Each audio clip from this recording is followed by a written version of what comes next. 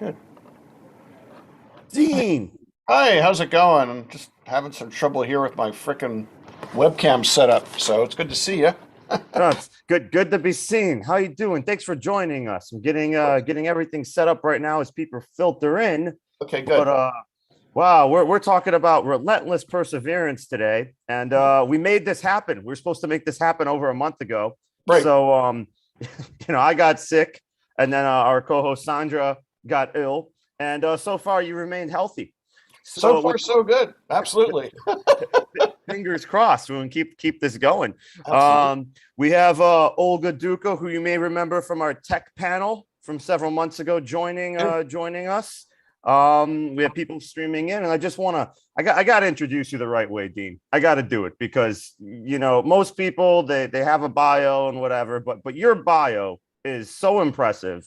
I mean, I don't know where to start. So if I miss anything or if there's something you want me to emphasize, just let me know. But on today's episode of Founder Fortitude, we have the Dean of the Marymount School of Business, Jonathan Aberman. He has experience as a venture investor, innovation consultant, university professor, and media commentator. Identified as a leader of change and influence in print and television media, recognized by the Washingtonian Magazine as a tech titan, by the Washington Business Journal as a member of the Power 100, by the Commonwealth of Virginia as one of its 50 most influential entrepreneurs. Forbes magazine describes you as the unsung hero of the successful attraction of Amazon's headquarters to Arlington, Virginia. And that's just the first paragraph. There's 6 more. So he's doing our show. I'm so excited to have you here. So first off, thank you. Of course. If there's any questions you have for the dean, you don't mind if I refer to you as the dean, right? It makes me You feel can like I'm refer back to in me as college. Jonathan or the Dean or the Mighty Thor, whatever works. Okay, I'm so excited. Yeah, any questions you have except for your grade? You won't change any grades, right? Not No, even no, for everybody's good. going to get an A today. Oh, okay, awesome. Even me, the last Even grade you. I got was a W. That's Even you. worse than an F. That's all at the end of the alphabet. I Even you. mean, it's bad. So I'm glad you're here. The first thing I have to ask, among my many questions, is that you are someone of great accomplishment, but for those that are trying to make accomplishments a reality, I mean, I don't think they realize just how much work and perseverance and persistence goes into just having one thing work out as opposed to the 50 or 60 that you have and that I'm striving for.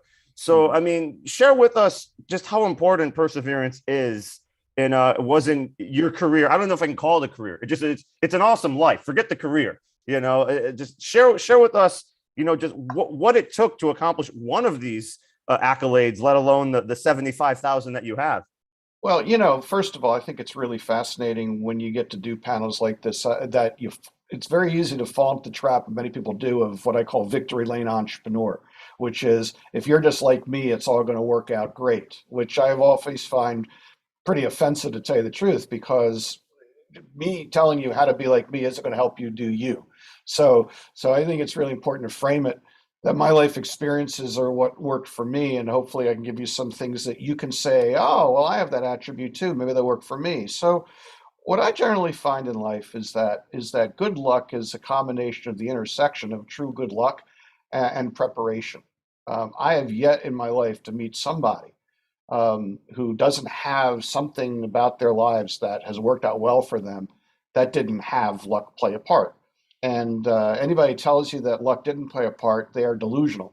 I mean, the luck could be being born to the right parents. The luck could be having a strange conversation out of the blue with somebody who's a seatmate on an airplane. It can be, creating a product at the exact moment when a particular key customer wants to have it. It can be so many things. Life is full of serendipity. But ultimately, I think what converts good luck to outcome for most people, unless you really are born the child of an incredibly wealthy family, is at some point in the journey, there is going to be the need to grind it out. Because in my life, what I've seen very clearly is we live in a highly competitive society. Wherever we live in the world, there are people that have power, there are people who have economic power, there are people who have influence, and there are people that want to maintain all those things, and there are other people that want those things. And so every society I've ever been exposed to, including the time I spent in the Soviet Union with the Soviet Union, people were consistently trying to find the ground rules for how they could advance themselves within the parameters that they lived within. And what I've seen consistently is nobody hands you something for nothing, as my granddad used to say. No, nobody gives you anything for nothing. You have to show that you're in it to win it, and that's what resilience really means, in my opinion. It's being willing to demonstrate your bona fides, whether it's being a really good professor, which means that you show up every class prepared, you do the work so that the students respect what you have to say, whether it's being a really great musician where you put the time into practice, or whether you're an entrepreneur, there's a period of time where you have to just grind it out. And resilient people grind it out because they're just wired that way. And people who aren't resilient throw up their hands and say, it's too much trouble. And I think that if you look at the successful people in life, the ones that I tend to see they're more successful in life generally have had a period or periods where they deal with adversity and stick their head and say, I'm going to grind this out. And I think that's what you're getting at with fortitude is the best and most successful entrepreneurs take failure and say, what can I learn from my failure? How can I succeed the next time? And that's resilience, as an example, Shaun. So that's how I think about it. With when you mention luck, I mean, there's a quote from Jack Kerouac that says, "You'll never know what worse luck that your bad luck will have saved you from." So when it comes down to that, I mean, there's good luck and bad luck, but I feel like a successful entrepreneur, or just a successful, creative, or any person that has a goal will use every circumstance to their advantage. Regardless if it's, hey, I met the right person, or hey, I met a complete idiot, but the complete idiot is cousins with this person and he wants to introduce me. I mean, I feel like it's all a matter of perspective. I mean, would you agree? I would. I think that, first of all, I do think that there is a tendency, and again, this is the victory lane entrepreneur phenomenon, that somebody will look at where someone gets in life and assume it was a linear path. And it's just not. I mean, there are ups and downs along the way. I think there are a couple of things that I would really stress for anybody. The first one is you never know when you're talking with somebody whether they're going to be the conduit to something in the future. So if you practice the view that you generally are pleasant people, you're not a jerk, you try to leave them with a good impression, you try to do the right thing. I'm often reminded of that just all the time. I mean, I had a situation just yesterday where um, I was asked to get involved and help work on a project, and I was looking at the advisory board for the project, and I knew a lot of the people in the advisory board, many of whom I hadn't talked with in years, right? But I'd had positive interactions with them, and I'm absolutely positive that's why I got the call to work on this project, some unseen person. So, number one is you always have to understand that life is a multiple touch game, and if you treat people like they're disposable, they will remember, and they'll get after you, right? But the other thing is, I think that we tend to learn more about ourselves when we are under stress and when we are faced a failure because everybody can fake it when they're making it. Everybody literally can fake it and be who they think they should be. I mean, look at Eleanor, what's her name? Theranos. I mean, as long as nobody was asking her hard questions, she was Steve Jobs, with blonde hair. But when the hard questions start to be asked about her project, the fraud came out. But first of all, what really came out was she wasn't ready to tell the truth of her experience, which was we really don't have a product here. I mean, there was a period of time before it became fraud where she could have said, "Oh my God, I'm failing. My product doesn't work. I should tell the truth to my investors and live to fight another day." So I've often say that you learn more about a person when they're failing than when they're succeeding from the outside in. But from the inside out, when I look at my own career, those moments where things haven't gone the way I wanted have actually been better learning moments than moments where I'm hugely successful. So, for example, um, before I started my first Amplifier Ventures, my first fund, I went to a close friend and said, "Hey, I want to start a fund." And he looked at me and he said, "You've been a lawyer for all these years. You've never actually faced entrepreneurial adversity. I don't think you have what it takes," which I thought was very harsh, but fair. And I said, "How will I know I'm an entrepreneur?" He says, "You know, you're an entrepreneur when you hit a moment where you're completely screwed and you realize that you're happier being screwed in that moment than you are working for somebody else." And I thought that was a rather Pollyannic thing to say. Anyway, I went on, I decided to start the fund. And I was going to start the fund with $10 million contributed by a guy who I'd helped make spectacularly wealthy as his outside lawyer. So he made all these commitments to me about how he was going to give me $10 million to start the fund. And with that in mind, I announced I was starting the fund, and it was front page news, local business paper, and I left practice of law to start this fund. And the day after the article ran, he called me up and said, "All right, now we can have the negotiation." It's like, "What do you mean? We already had the negotiation." He said, "No, that wasn't the negotiation. Now's the negotiation." And it went from I get 20% of the profits to I would make $150,000 a year and he'd get all the profits. And I was making $500,000 as a lawyer. I was like, "Why would I possibly do that? You bastard." And he was like, "Well, you don't have a choice now. You're out of the closet." And I thought, "Oh my God, I'm completely screwed." Right. How am I more? I couldn't be more screwed than I am this moment. And then I thought of my friend and I said, "You know what? He's right, because I'm going to show that guy that he can't screw me, and I'm going to succeed because I want to succeed." And I spent 18 months. It took me 18 months to raise the $10 million he was going to give me, but I did it. And it would end every step of the way. All the hard meetings I had, it was like, I'm going to make this happen. And when I got to the end, I got to close and it was like, how do you like me now, sport? Right. But That's great. I learned I really wanted it. I really wanted it. It wasn't just some easy thing. And that was good for me. It really was. Well, I want to bring in Olga with this because she's also raising her fund. And, when it comes to VCs, VCs are very sexy, right? Everybody wants to be a VC. I'm sure you see this in your school. There's every 21-year-old wants to be an entrepreneur or a VC, an investment banker, an investment, and everybody wants to do it. But when it comes down to it, I mean, it's a business like any other. And I think it's a hard business because at the end of the day, even the GPs of the firm don't know what's going to work. It's like in Hollywood, nobody knows it's going to be a blockbuster. Nobody knows it's going to be a failure. So I want to ask you first, Olga, and then you second, Dean, what's it really like being, a general partner in a VC, firm that you're trying to raise money for, and everyone says they want to commit, and everybody wants to be your friend, and every startup wants to be in your portfolio, and everybody wants to connect with you and have a conversation. That's always fun. The random LinkedIn, I'd like to have a conversation about my startup. I mean, share it with me because I feel like a lot of people, they all want to be in that VC bandwagon, and they think that they're all going to be making millions and millions of dollars a year. And, give them some reality. Please, Olga first, give them some reality. I was listening to Jonathan, and I was thinking about all the different failures I had in life and my general fascination with Death Valley to learn from it as much as possible. And on all the different changes I've made, like risky bets on myself and on the people I work with, on talent bets to make it happen, and how much resilience it's required, and trust and faith in yourself and your abilities and all of those things. And what I've found out meeting a lot of startups over the years and working with venture investors and private equity investors, hedge funds, angels, and now building our own funds, was that surprisingly, when people are in this for the right reason, they're going to tell you something along the following lines.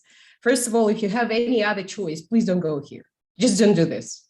Because you're going to have a lot of no's, a lot of failures, a lot of problems, most likely huge liquidity gaps, a lot of uncertainty. So unless this is exactly what you want and you assess this risk as acceptable, you are in for a very long and very lonely journey, which is hardcore. And it's not just not for the faint of heart. It's, for example, we started building the fund 2 years ago. First year goes into not fundraising, strategy, thesis, community, network, reach out, just building up to what is it our team is so unique, how it tuned into our particular thesis, why we can make it happen, why we can make it a repeatable process, and then start fundraising. And it's a risk bets on that in the next few years, me and my partner are going to be most likely out of salaries because it's the first fund, so management fees are super small.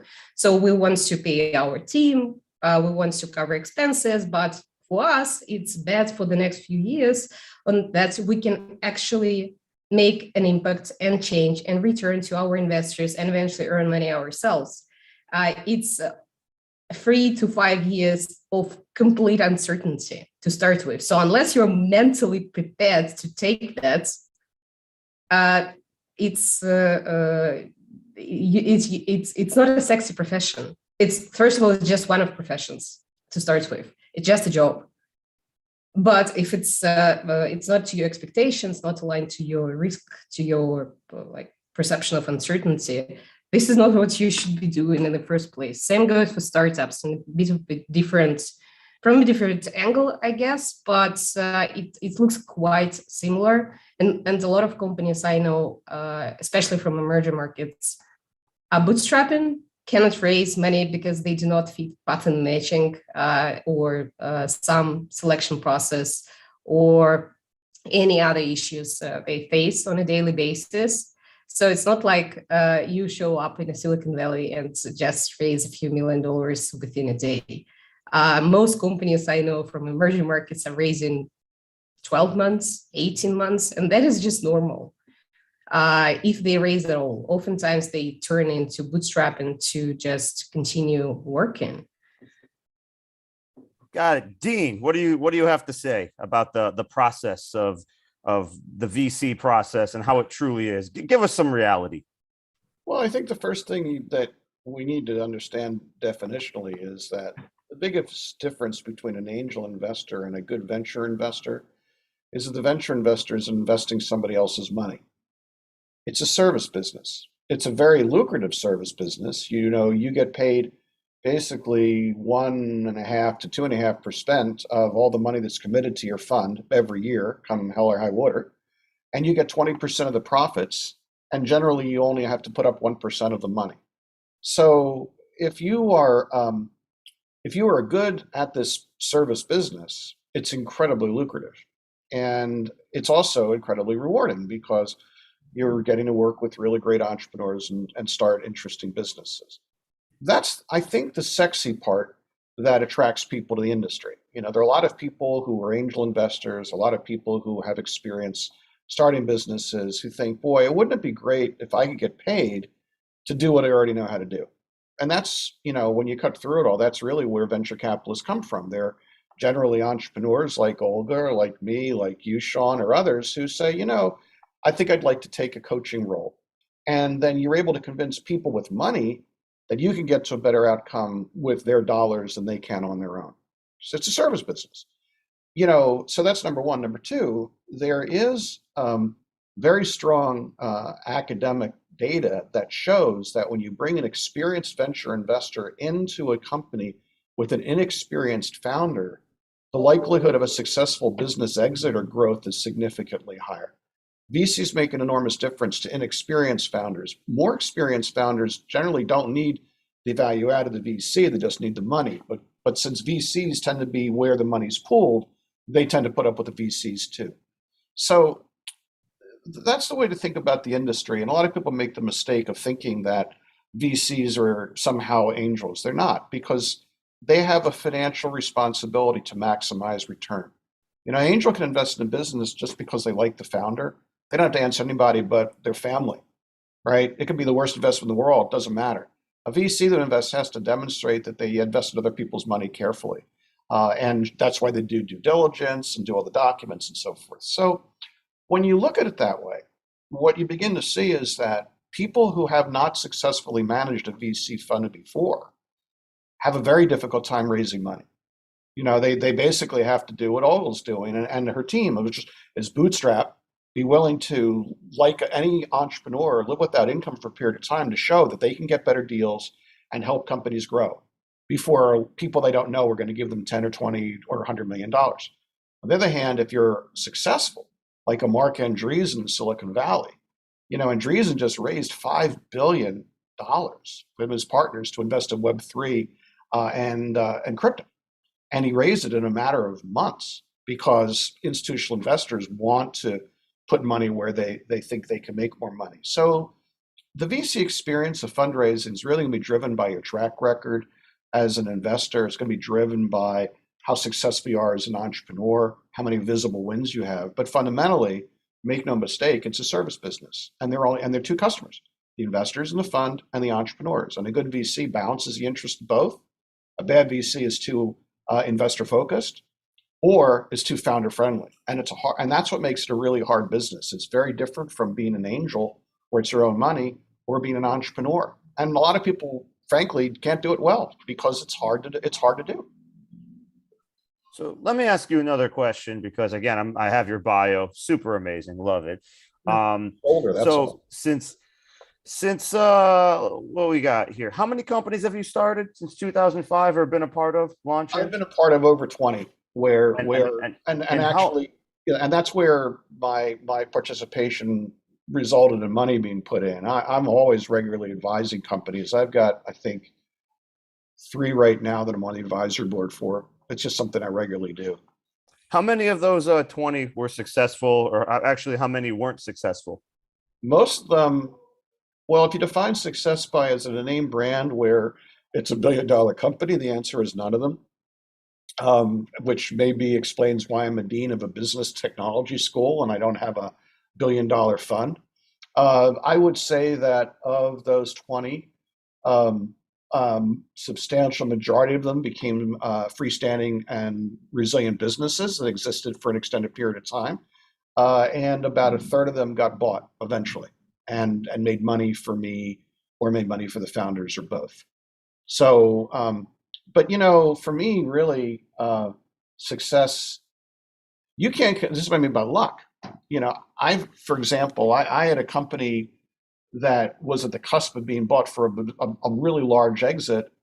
And then it was relying upon organic search in Google, and Google changed the search algorithm and basically obliterated my business overnight. We went from 70 worldwide in traffic to 2,500 and literally in 2 days because Google changed the algorithm. So, I've had moments like that. So luck plays a part as well. So I tend to look at it from the standpoint of do I help the people that I'm working with grow businesses that they're proud of and that ultimately they can support their families and sell. And I've got a pretty good success rate, better than good success rate for that. Understood. Olga, in your pipeline, because you have a large pipeline, you're getting ready to deploy. I mean, and I'll ask this question to you as well, Dean. What do you guys really look for founders? Because I don't mean business wise. I mean as a founder, as a person, as traits. Because I get a ton of founders that always come to me and they want investment. I mean, and most of them don't need an angel; they need a miracle. That's just what it comes down to. And they don't know how the game is played. They want millions and millions of dollars with nothing to show, nothing to back it up, nothing other than a deck, which isn't even that good of a deck. So, what is it that founders can do to make themselves, one, less annoying to people in your position, two, more appealing to people in your position, and three, better founders overall? So just a bit of my background, that I worked not just with entrepreneurs or investors. I was in public finance and trading, but I also worked with musicians, stand-up comedians, popular scientists, and educators. And spent the last 15 years working with extremely early stage ideas. Oftentimes founders or musicians or scientists come over to me when they haven't even started anything yet, just to be a sounding board.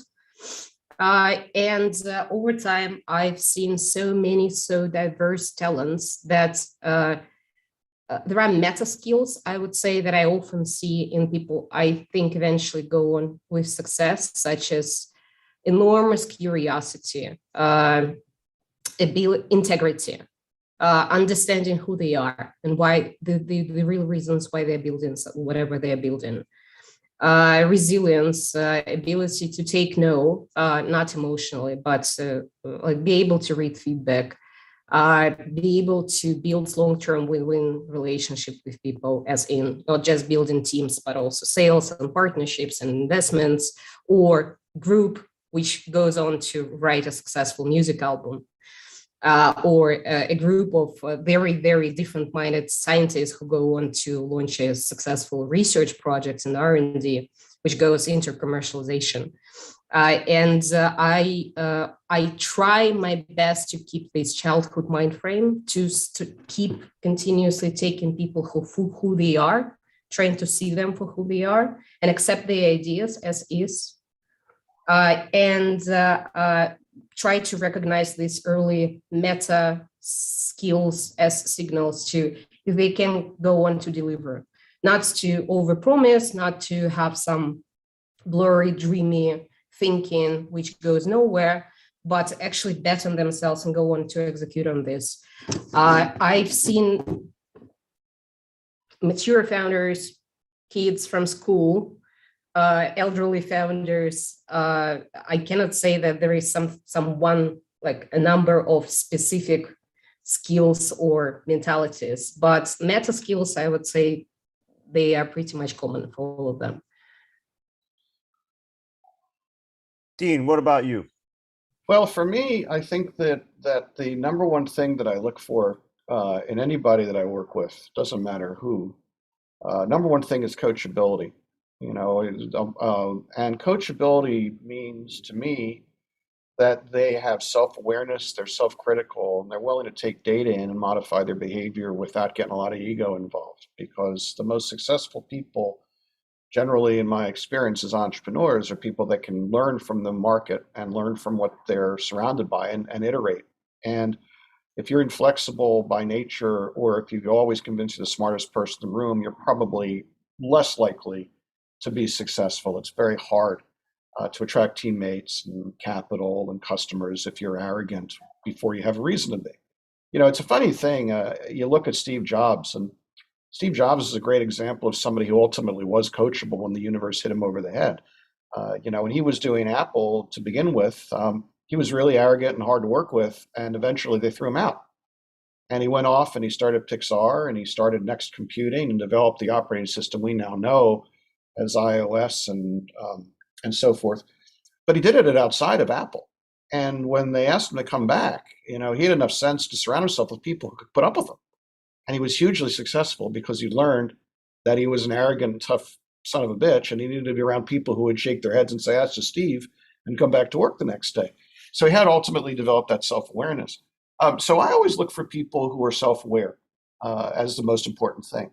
The other thing is, when I meet with an entrepreneur or somebody, if I get the sense that all they're really trying to do is raise money so they can have a job, I lose interest very quickly. There's a tendency, I think, for people to look at fundraising as sort of a validation of their business or a validation of their value as an entrepreneur, and not understand that raising money is a corporate finance activity.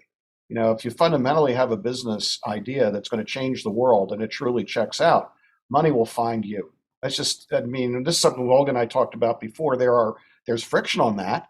There's issues of where you're located. There's issues of gender and sexual identity and so forth. I'm not going to lie, there's not friction.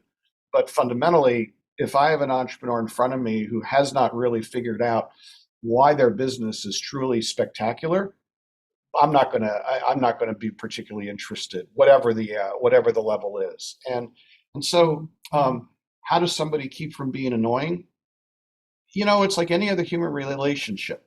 If you reach out to somebody, meet somebody, and they're interested, they'll engage, right? If they're not interested and they don't engage, maybe you take another bite at the apple a little while longer, but after that, you just become creepy. You don't want to stalk people. If somebody's not engaging, leave them alone. But if somebody's engaging, be respectful of their time. Nobody likes to be creeped, is the last thing I'd say. But I've never found somebody who's truly wanting to learn and self-aware and respectful of my time annoying, ever.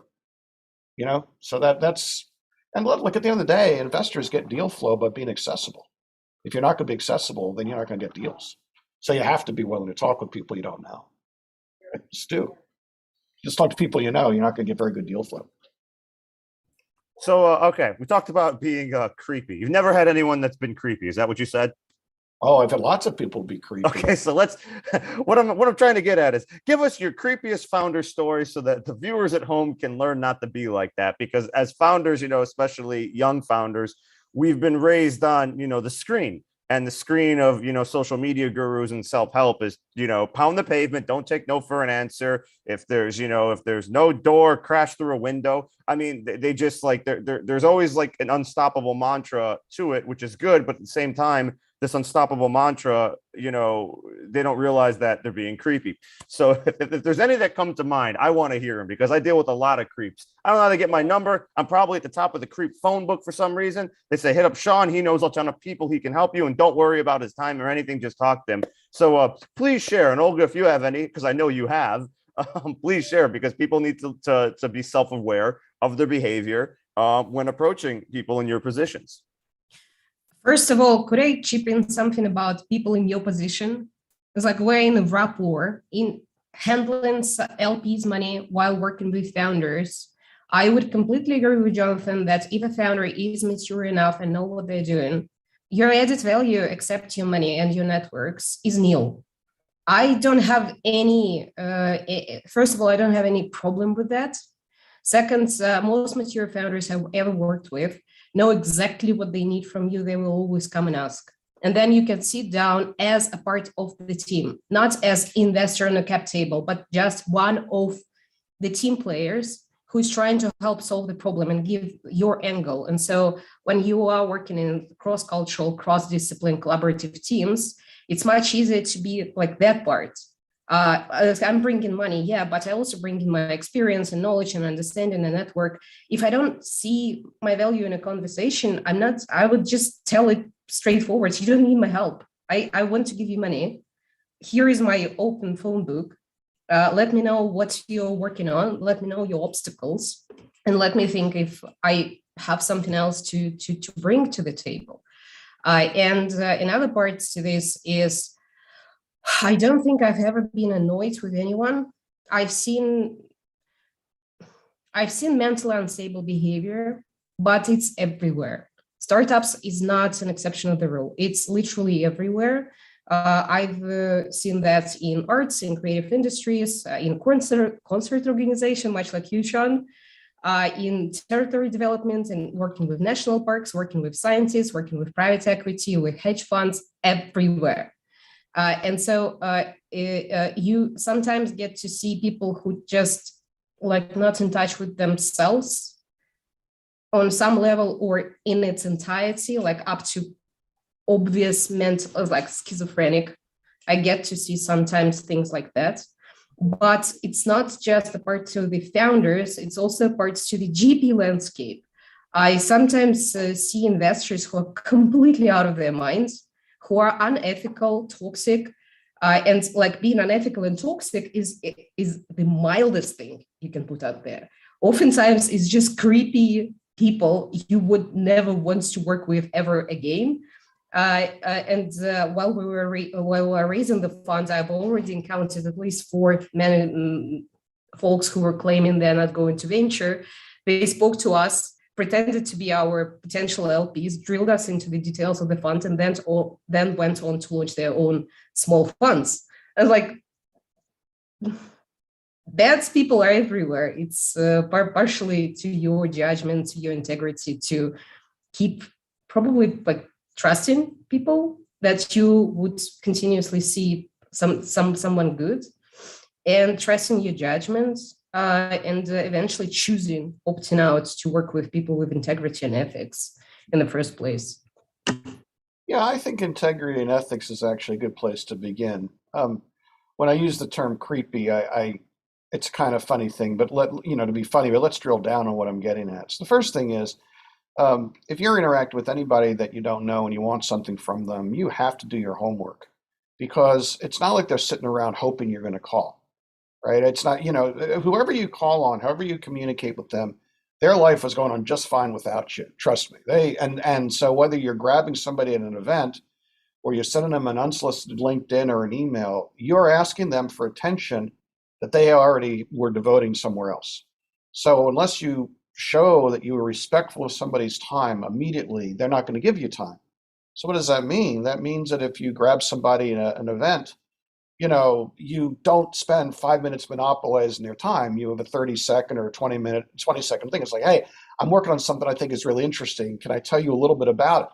And give them the opportunity to say, hey, man, thanks a lot. Here's my card, or tell me more, but you respect their time. If you're coming inbound to somebody and you want their time, don't send them a too long didn't read email with 15 different things. I need your advice. It's like, no, if you're interested in talk with me, be very succinct about what you want and why I should talk with you. There's no substitute for coming in through a trusted referral source, for an example, so that's, again, respectful of my time. So and so who I know suggested that I should talk with you. I think it's really important that that time commitment, that respect commitment carries through to the first meeting. If it occurs, you want to be prepared. I had a story a number of years ago. I had a guy turn up in my office, and I was investing $10 million. So I was and it was on my website, putting $250,000 to $500,000 in deals, right? Had this guy come in, he sat down with me, told me about his business idea, and it was basically Zillow, except it wasn't Zillow. And I looked at him and I said, "This is Zillow." He said, "No, it's not. It's my thing." I said, "How is this different from Zillow?" And he said, "I'm smarter." I said, I sneezed, so it must be true. So I sneezed at him, but actually, I was just like, that's not an answer. That's not an answer. What's different? He said, "They're stupid. I'm smart." I said, "Okay, that's fine. We'll agree to disagree. How much money do you need?" He says, $25 million. It was like Dr. Evil in Austin Powers. And I looked at him and I said, "Did you read the part of the website where it said that I put $250,000 to $500,000 in a deal?" And he said, "Yeah, but I figured once you met me, you'd think I was so great, you'd give me $25 million. And I looked at him and I said, "This meeting's done. I got nothing for you." And then he got angry. He got out of the chair and he got on my face. It was like that moment in a hockey game where guys drop their gloves and get ready to rumble. He literally wanted to have a fight with me. It was just bizarre. So I've always been very careful since then. When I take a meeting, that their expectations are established. Did it ever become the next Zillow? Was it your greatest regret? No, I mean, what he revealed was he was a nut job. But here's the point. You learn a lot about people as you meet with them. I mean, obviously, there was the answer, "I'm smarter," is not an answer. It may be a belief, but that's not an answer to why you're going to build a scalable business. The creepy part is once you've met with somebody, or once you've interacted with them, you maintain a cadence of, "Do you want to talk to me some more?"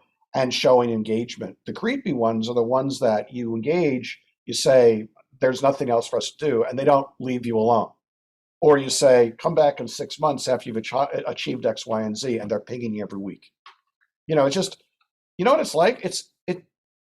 Raising money is like dating. If you're at the bar at 2 a.m. and you're desperate, people can smell it. If you are really chill about whether or not you meet somebody interesting, and once you start to date, you're chill about how the relationship goes, people can tell. And I think that if you just can't think of anything else, just think about raising money as basically creating a new friendship or new relationship, and understand the cadence of building trust, then you'll be okay. And people who don't understand that don't raise money because they show they're not self-aware. And we like people that are coachable. So something to build up on what Jonathan said was that my entire network is built on cold reach outs. Over 25 years of work in different fields, over 20 industries in 50 countries so far and counting. It's always been, I'm working on some very particular, very specific projects. I have someone in mind I'm looking forward to talk to. I'm very conscientious about their time and their expertise, but I first build up my mind picture on a potential win-win before I reach out. And then I'm reaching out, I'm saying, "Hey, I found your profile and I think we have a very interesting match in this and this and these areas. And we potentially might collaborate. I can add on to what you're working in this area and you can add on what I'm working in this area. And I think your experience in what I'm working on right now will be immense. And here's why. I've had perhaps something like 20% of like no response, or sorry, no, or sorry, I don't have the time or attention span for this.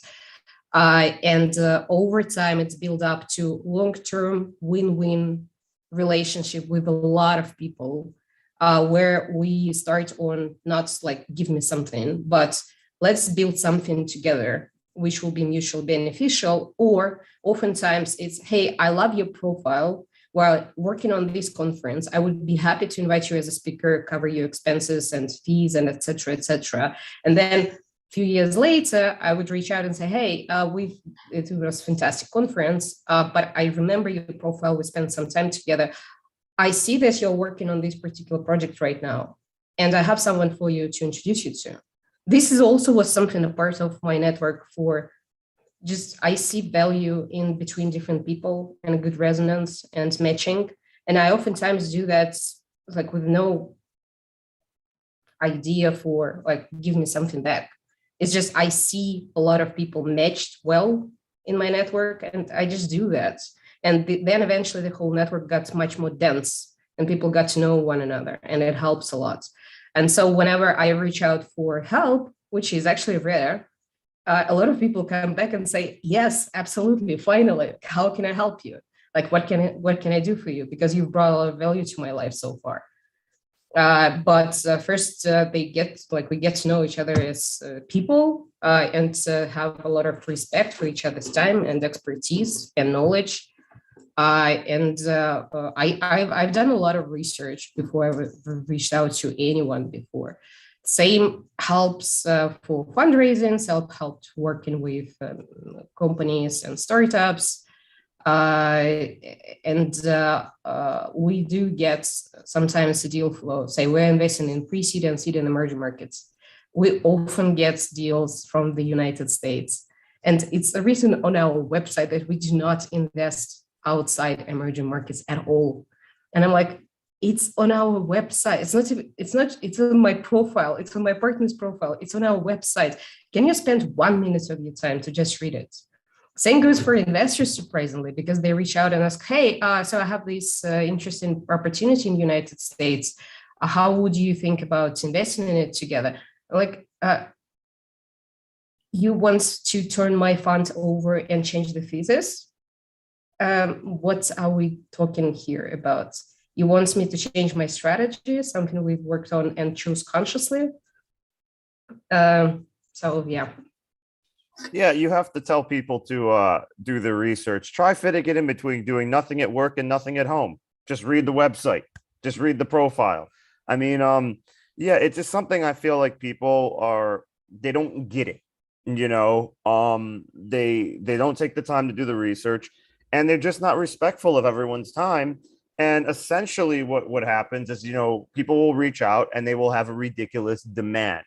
And as someone, you know, as a self-proclaimed super connector, because that is what I do. I connect different people to different opportunities and all that. I wouldn't waste anyone's time, especially either of your time, with something that's stupid, because that reflects on me.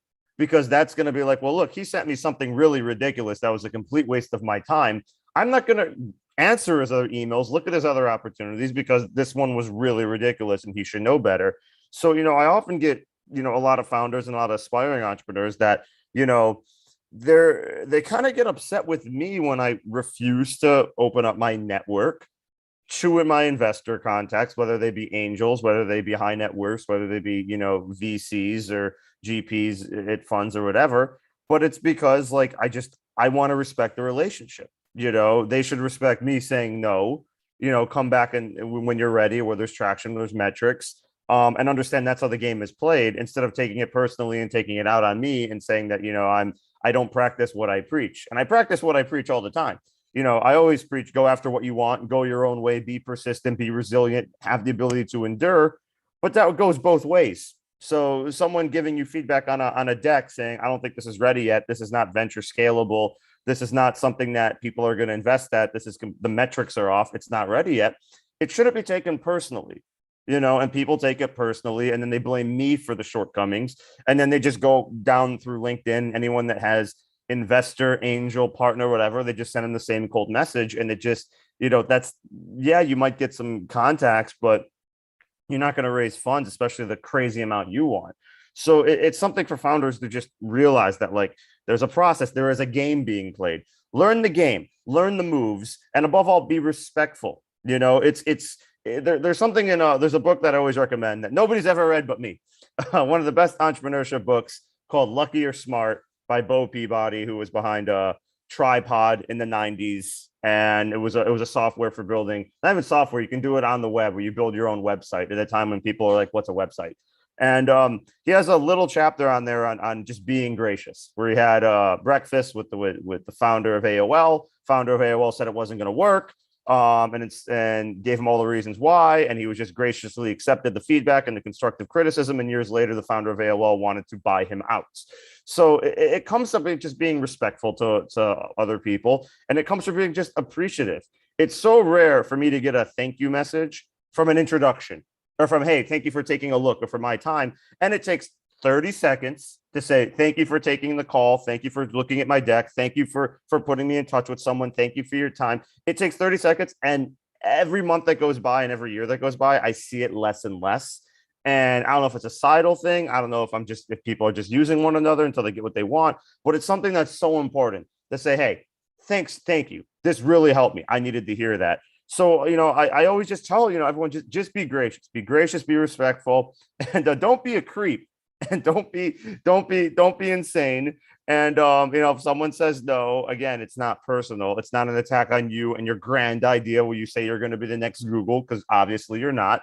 But at the same time, it's no to whatever you're working on, and you want to have that relationship, because 6 months down the line, 1 year down the line, 2 years down the line, you might have another idea, and you might be more experienced if you keep at it. You might be more knowledgeable, and you might be better prepared to come back to someone and say, hey, that last thing I was doing, you were right. Didn't work. But this one's a lock. Please take a look. And if you're gracious, chances are, I'd say 99% of the time, they will at least take a look and take a call, and that could lead to something.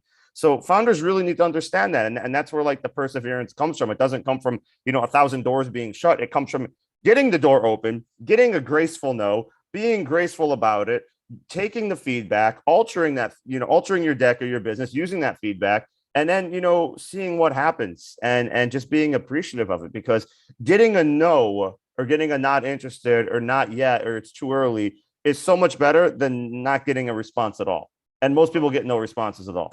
I want to add two things to that. The first one is, what we're really getting at is that how you act, whatever you're doing, you leave footprints in the sand behind you.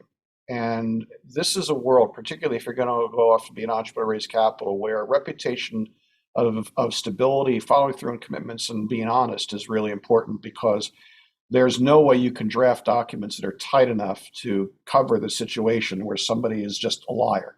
What we just saw with Theranos is, even where you get to level of billions of dollars being put, there's an element of trust that fundamentally is broken. So, you really need to understand that how you act is really signaling what kind of person you are, and how people in a network that you ask for help react is going to be driven by their own reputational concerns. That's the first thing. Second thing is, you need to understand that if you ask somebody to look at your business idea for 5 minutes, 2 minutes, 10 minutes, 30 minutes, there's a distinct possibility they just won't get it, because nobody's infallible. I mean, I'll tell you a funny story. Years ago, I was sitting in my office, and a buddy of mine, a Silicon Valley investor, called me up and said, I want to show you the stupidest thing I've ever seen in my life. This just came across my desk to invest in. I think this is the stupidest thing I've ever seen in my life. And I said, really? He said, absolutely stupidest thing ever. I said, okay, what is it? And he gives me the URL. And I type the URL into my computer, and up pops a website with a bunch of really lame amateur videos. And I look at it and I'm saying, what the hell is this? He said, right? He said, I don't see how these guys will ever make money. Well, we're broadcasting live on that platform right now. It's called YouTube.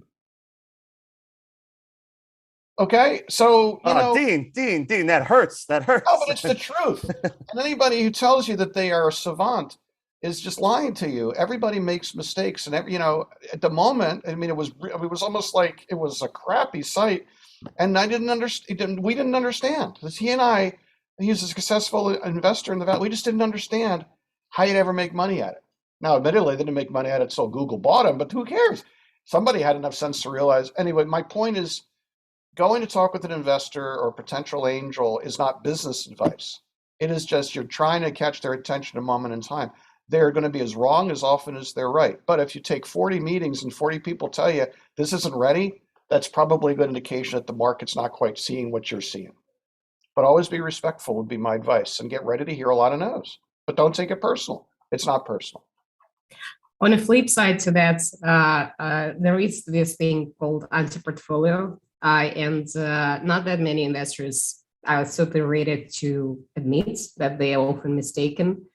And I've always been confused by this, I guess, coming from engineering and scientific family and CTN background. I'm like, this is how you learn.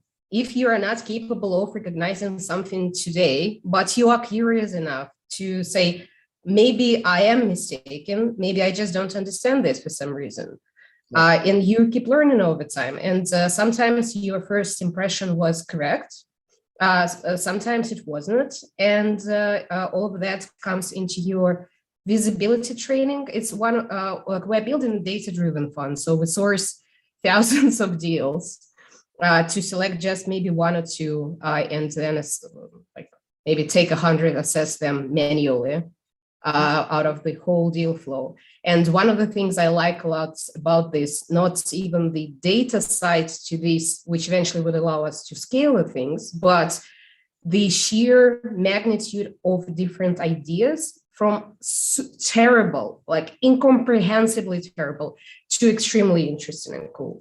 And when you have this much wider perspective on all the things which are getting built, you train your own perception on what makes sense and what might be so unusual. You may not be able to recognize it at first. And the more ideas you get to see, it becomes a bit easier, I would say, at least in asking proper questions. Like, what if I have the wrong framework to look at this?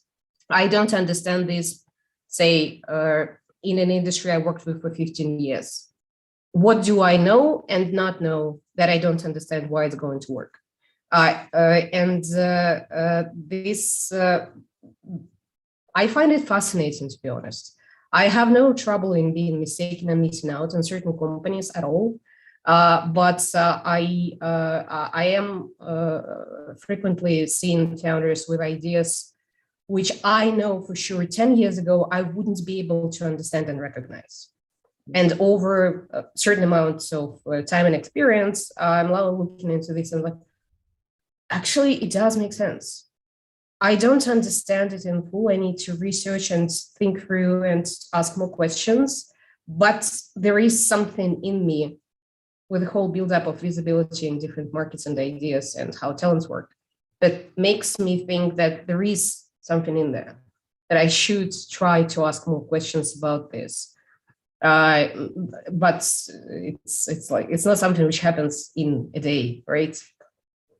So the best way to think about it is that a really good entrepreneur and a really good investor share a common characteristic, which is pattern recognition.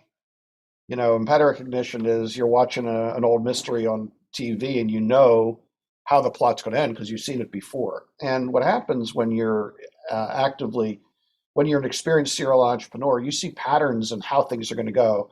If you're an investor, you see patterns. And, you know, there's a joke in the venture industry that is often told is that a good general partner takes $20 million to create because they have to make a bunch of mistakes before they learn how they're, you know, that they know what they're doing. But the industry doesn't talk about that because you're taking people's money or institutions' money and they want to know that you're going to make them more money. So what ends up happening is, and this is really the honest truth, is that the really successful people who start out with small funds have some spectacular mistakes, but they're lucky enough to have one or two just become spectacular enough successes that their overall return is tremendous, and they point to the successes and they're able to raise money.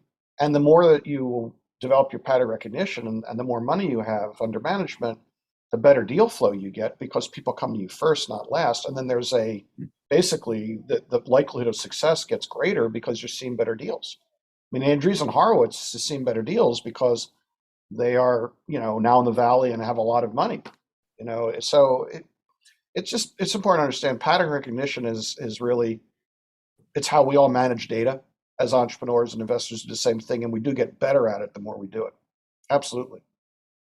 So my last question to both of you, I mean, we've talked about being gracious, we talked about being respectful. Of course, my favorite, don't be a creep. But what's your personal advice just for persevering, whether it's an aspiring investor, whether it's a founder, whether it's just someone running a small business? What's your personal advice to them to just be a little bit more successful today? I'm not talking a giant leap forward. I'm just talking something that you can give them that you're your little bit of insight can help them, whether they're doing e-commerce, whether they're doing a service business, and are looking to one day scale up to be at a level where they can go after money, or where they can deploy capital, or where they can have an acquisition. Dean, you go first, then Olga will give you the last word. So I got this advice when I was back in the early aughts, when I was leaving, my venture capital law practice and wanted to start Amplifier. And a friend of mine who is a very successful fellow, is really at the ground floor of the internet wave. I mean, just really a giant in the industry.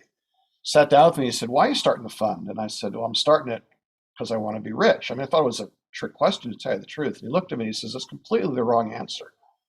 And I said, "What do you mean?" He says, "Listen, if you're going to engage in an entrepreneurial journey, you have to love the journey, because you're not going to be able to control whether or not you get rich or not. That's going to be something that's going to be down to luck and, things that you can control but may not.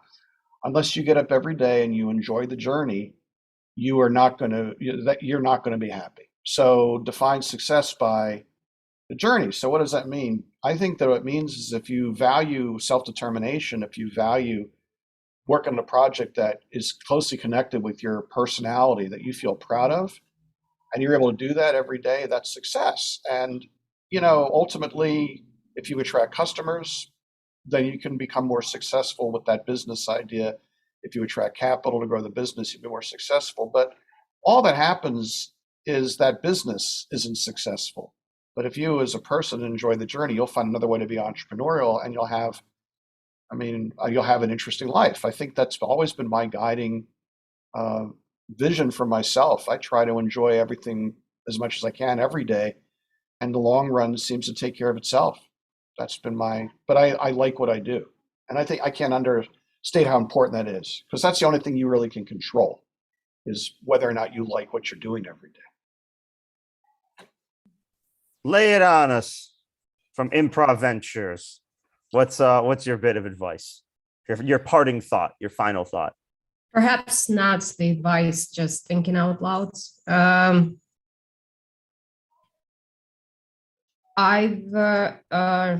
always try to learn my own nature to the best of my abilities every single day. My mental frameworks, how I think, how I feel, what am I most tuned to, what I believe in, where my resonance lies to the things I do and what I am capable of, and what is my best edge to implement all my skills and meta skills and ideas to the field in front of me.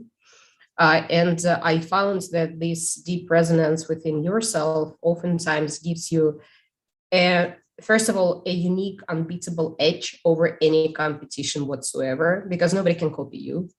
And second, something very, very unusual that only you and teams around you can build, be that a business, a pop shop, a venture fund, a music album. It doesn't really matter as what the form of your idea is out there in the world. But the more resonant you are to who you are and what you want to be in life, in your family, in your networks, but with yourself, the easier it is actually to first just take the risks and go on and build something, or work for somebody else, but be aligned with where you are at in your life, and just be happy, I guess. And the most interesting founders and investors I ever worked with, or any talents, were people who knew who they are, which gave them eventually ability to imagine something unique and very different, and have their own strategy on going into the market with this idea, also from their unique perspective, but also having this confidence in conversations with people. It's like, we're not a fit and that's okay. It's a no from you and that's totally okay. It's a yes from you and this is fantastic, because it seems that we're aligned on multiple layers of collaboration. And more I am working with founders these days, I'm even more amazed on how different people are, how different thinking is, talents, how cultures and geographies and social and institutional conditions in different countries shape how people respond, react, work together, think, ideate. But something like this integrity and ability to be who you are, how it shapes the most, I think, resilient and strong and unique things that I've ever seen in my life. Nice. Well, I want to thank both of you for being here. Jonathan, Aberman, Nadine, I'm so glad we made this happen. Love you, Dean.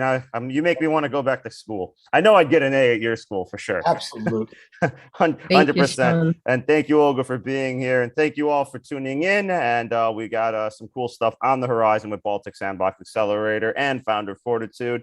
So stay tuned and keep on grinding and be respectful. That's be respectful of everyone and keep on grinding. We'll see you next